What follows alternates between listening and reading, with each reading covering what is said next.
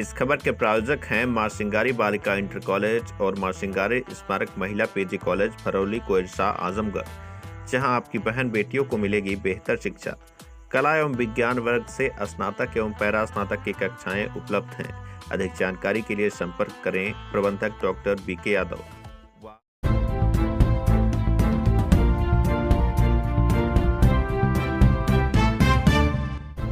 नमस्कार, आप देख रहे हैं तेज न्यूज। मैं हूं आपके साथ विनोद राजभर। आइए शुरू करते हैं खबरों का सिलसिला। अखिल भारतीय राष्ट्रीय शैक्षिक महासंघ के आह्वान पर 15 सितंबर को पूरे देश में एक साथ धरना प्रदर्शन आयोजित किया गया। जनपद आजमगढ़ में भी हजारों शिक्षकों ने कुंवर सिंह उद्यान से नारेबाजी करते हुए जिलाधिकारी कार्यालय तक मार्च निकाला और ज्ञापन सौंपा।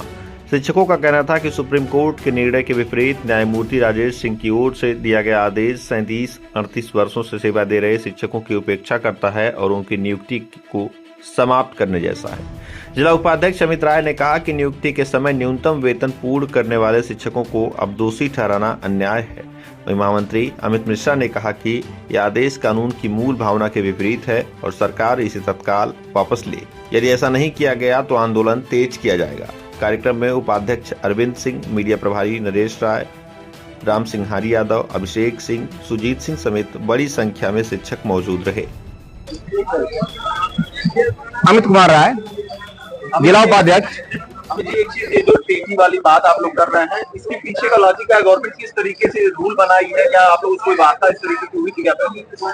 देखिए, ऐसा है कि देश के संविधान में है, देश के कानून में है कि कोई भी नियम, कोई भी कायदा, कोई भी संविधान संशोधन जिस डेट में पारित होता है उसके पहले के समय में वह जो है लागू नहीं होता। कोई भी कानून भूतलक्षी नहीं होता। जिस डेट में कानून पारित होता है उस डेट से लेके उसके आगे तक की डेट में होता है। ऐसा हमारा मानना है, ऐसा हमारा जानना है और ऐसा सभी लोग जानते हैं। इस कानून के बारे में यह बातें सामने आ रही हैं कि 2011 के पहले जब राइट टू एजुकेशन एक्ट लागू हुआ शिक्षा विभाग में, तो हमारे यहाँ न यह परीक्षा प्रणाली थी, न टेट था, और जो भी निर्धारित न्यूनतम अधिगम स्तर की बात थी, जो भी न्यूनतम अर्हता थी, उसको हमारे अध्यापक प्राप्त करने के बाद नियुक्ति पाए। ऐसा कोई अध्यापक नहीं है जो अपनी अर्हता के बगैर ही नियुक्ति पाया। 11 के बाद जितने शिक्षक नियुक्ति पाए वो टेट क्वालिफाइड है। तो मुझे लगता था कि यह लगता है, आज भी सबको लगता है कि यह कोई विषय नहीं है कि टेट लागू हो या ना लागू हो। हम कहाँ कह रहे हैं टेट लागू नहीं हो। हमारे ऐसे तमाम शिक्षक हैं जो 2011 के पहले के नियुक्त हैं। मेरी खुद की सेवा 2003 की है, 23 साल मेरी सेवा हो चुकी है। ऐसे शिक्षक हैं जो 99 के पहले के हैं। ऐसे भी शिक्षक हैं जो 96, 93, 92 के हैं, जिनका रिटायरमेंट आने वाला है। पहले प्राथमिक अध्यापकों के लिए इंटर पास अर्हता थी, फिर ग्रेजुएट की हुई, फिर इसके बाद जो है टेट, सुपर टेट लागू होने लगा। अब जो अध्यापक इंटर पास है उससे कहिए कि चलिए आप ग्रेजुएट करिए, फिर उससे कहिए आप जो टेट करिए, फिर सुपर टेट करिए। तो यह बिल्कुल अव्यवहारिक है। सेवारत प्रशिक्षण होता है, सेवारत तमाम ट्रेनिंग होती है, उसके तमाम टेस्ट होते हैं जिसको हमारे अध्यापक समय समय करते हैं, पास करते हैं। तो ऐसा कोई वितंडा खड़ा करने का मामला नहीं था। यह एक वितंडा खड़ा किया गया। यह केस तमिलनाडु सरकार और वहां के कुछ लोगों के बीच था, सुप्रीम कोर्ट तक गया। सुप्रीम कोर्ट के न्यायाधीश के मन में क्या आया, उन्होंने कहा नहीं, यह तो सभी शिक्षकों के लिए है कि पदोन्नति का मामला नहीं। मामला पदोन्नति का है, लेकिन जज साहब के मन में जो भी बात आई हो और बिना सभी शिक्षकों के पक्ष को सुने, सेवारत जो शिक्षक हैं 11 के पहले, उनके पक्ष को बगैर सुने, उनकी बातों को जाने, यह पूरे देश के ऊपर यह कानून लागू किया गया, जिससे लगभग 30 लाख शिक्षक पूरे देश भर के प्रभावित हो रहे हैं।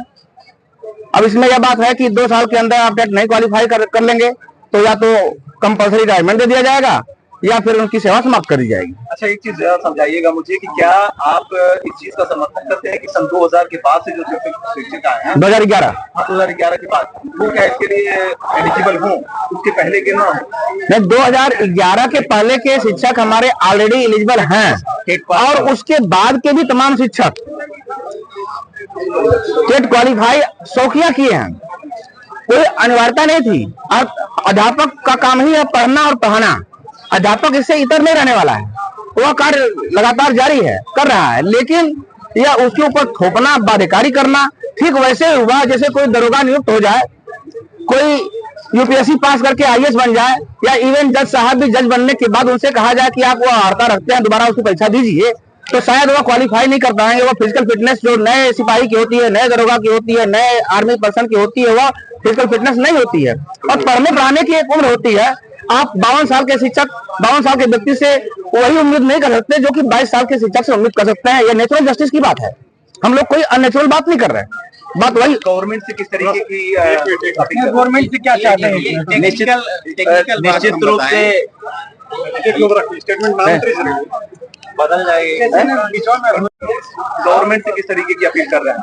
गवर्नमेंट से मेरी अपील है कि इस निर्णय को मद्देनजर रखते हुए गवर्नमेंट ने तमाम लोक हित के मुद्दों पे, तमाम सामाजिक मुद्दों पे, तमाम धार्मिक मुद्दों पे भी इवन जिसकी जरूरतें नहीं हुआ करती हैं, सरकार ने कोर्ट के निर्णय को, संविधान को भी बदलने का काम किया, संशोधन काम किया है। तो हमारी भी अपील सरकार से है कि इस निर्णय के अगेंस्ट अध्यादेश लाएं, संसद में कानून लाएं, और अध्यापकों को जो अपमानित करने की बात है, तमाम हमारे यहाँ अध्यापक जो है अवसादग्रस्त हो गए। एक आध दुखद खबरें आ रही हैं जिसके लिए हमें बहुत दुख है कि कुछ अध्यापक जो है फांसी लगा लिए, कुछ को हार्ट अटैक हो गया। इन बातों को सुनने के बाद मन बहुत आहत हो रहा है, और हम सरकार से अपील करते हैं कि वो तुरंत कानून ला करके इस चीजों को खत्म करे, वरना हम लोग सभी शिक्षक सड़क से लेकर संसद तक संघर्ष करेंगे। अभी हम लोग प्रधानमंत्री जी के नाम ज्ञापन दे रहे हैं। पूरे देश में सभी जनपद मुख्यालयों पे एक साथ भारतीय राष्ट्रीय शैक्षिक महासंघ सभी जिला मुख्यालयों पे ज्ञापन दे रहा है जिलाधिकारी के माध्यम से प्रधानमंत्री जी को। अगर इससे बात बनती है तो ठीक है, नहीं सभी सांसदों से मिलेंगे, इसके बाद हम सड़क पर संघर्ष करेंगे, कानून बदलवाने का काम करेंगे। कोर्ट जाएंगे कि नहीं? यह मामला चूंकि कोर्ट का है, सरकार का है, तमाम सरकारें, तमिलनाडु, केरल सरकारें, सुनने में आया है कि रिव्यू पिटीशन दाखिल कर रही हैं। कोर्ट में हम पक्षकार ही नहीं थे, उत्तर प्रदेश के शिक्षक इस मामले में पक्षकार ही नहीं थे। तो जो हम पक्षकार नहीं थे तो अभी फिलहाल कोर्ट जाने की बात नहीं है, लेकिन इस पर विचार विमर्श चल रहा है कि हमको भी पक्ष बनाया जाए और सुना जाए, लेकिन इसमें अभी हमारा संगठन निर्णय लेगा, अभी मामला फाइनल नहीं है। तो इतने के बाद एंगेज होना चाहेंगे कि नहीं? अभी यह हमारा संगठन का शीर्ष नेतृत्व अगर कहेगा कि आप एंगेज होइए तो हम एंगेज होंगे। हमको पूरी उम्मीद है कि इसकी नौबत नहीं आएगी, और भारत सरकार इसको संज्ञान लेते हुए इस मामले को जो है हल कर देगी, और मुकदमेबाजी वाली स्थिति नहीं आएगी। राष्ट्रीय शैक्षिक महासंघ द्वारा आज आप लोग धरने पर बैठे हुए हैं, क्या मांगे हैं आप लोग की?